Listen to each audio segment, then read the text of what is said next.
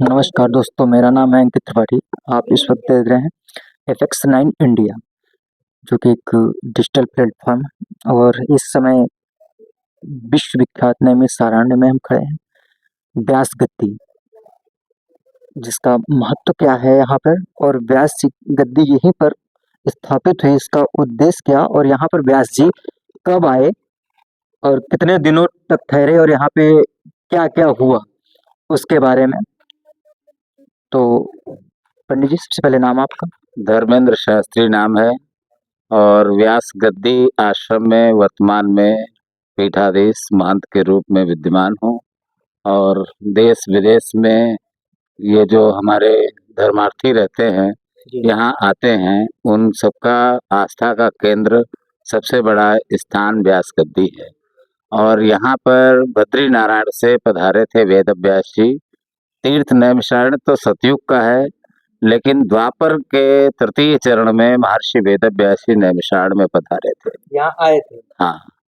और यहाँ आकर के ही वेद शास्त्र पुराणों का जो ज्ञान है, वो ज्ञान यहाँ पर सभी ऋषियों को देने के लिए 4 शिष्यों को पहले पढ़ाया था वेद। जिस जगह हम खड़े हुए हैं, हाँ, यहाँ पर ही सब ऋषियों को पढ़ाने के लिए वैशंपायन, अंगिरा, जैमिनी और पैल नाम के 4 शिष्यों को एक एक वेद पढ़ाया।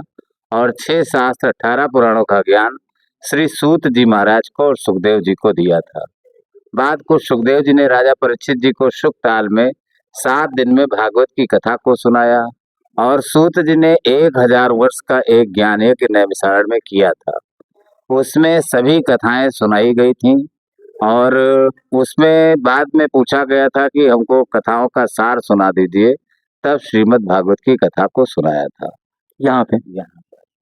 और सभी कथाएं जो हम आप पढ़ते हैं या सुनते हैं, तो उनमें सबसे पहले नैमिषारण्य का नाम आता है। वो चाहे सत्यनारायण व्रत कथा हो, चाहे भागवत कथा हो, चाहे राम कथा हो, कोई भी कथा हम पढ़ेंगे, श्रवण करेंगे, तो उसमें नैमिषारण्य का नाम प्रायः सबसे पहले आता है। जिसमें मुख्यतः स्कंद पुराण के रेवा खंड से निकले हुए 5 अध्याय की कथा जो है, सत्यनारायण व्रत कथा है, उसमें सबसे पहला श्लोक आता है, एकदा नैमिषारण्ये ऋषया सौनकादयः पप्रक्षर मुनयः सर्वे सूतम पौराणिकम खलु। ये वही धर्म की आस्था का मुख्य केंद्र व्यास गद्दी है। और यहाँ पर प्रायः भक्त लोग आते हैं, सत्यनारायण व्रत कथा, भागवत कथा, राम कथा आदि सुनते हैं। उस भूमि का ये दर्शन है।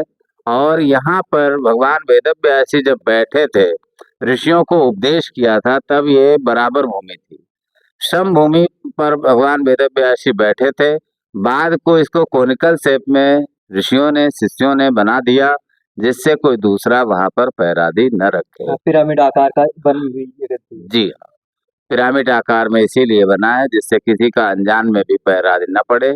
उस सेंट्रल को ऋषियों ने संबोधित करने वाले स्थान को पिरामिड शेप में कर दिया, जिससे उस स्थान पर किसी का पैरादी न पड़े। यहाँ पे व्यास जी रुके हुए थे, फिर यहाँ से चले गए। हाँ, फिर यहाँ से चले गए, क्योंकि बद्री नारायण से आए थे और ये समतल भूमि है, ऊपर से ऊर्जा आती है और नीचे को प्रवाहित होती है। कोई भी ज्ञान की दृष्टि से अगर देखा जाए, धर्म की दृष्टि से देखा जाए, तो वहाँ ऊपर पहाड़ पे उत्तराखंड में जो स्थित है स्थान, वहाँ पर इतने ऋषि मुनि नहीं थे, तो उनको ग्रहण करने वाला कोई शिष्य नहीं होगा, तो इसलिए ही नैमिषारण्य में आ गए।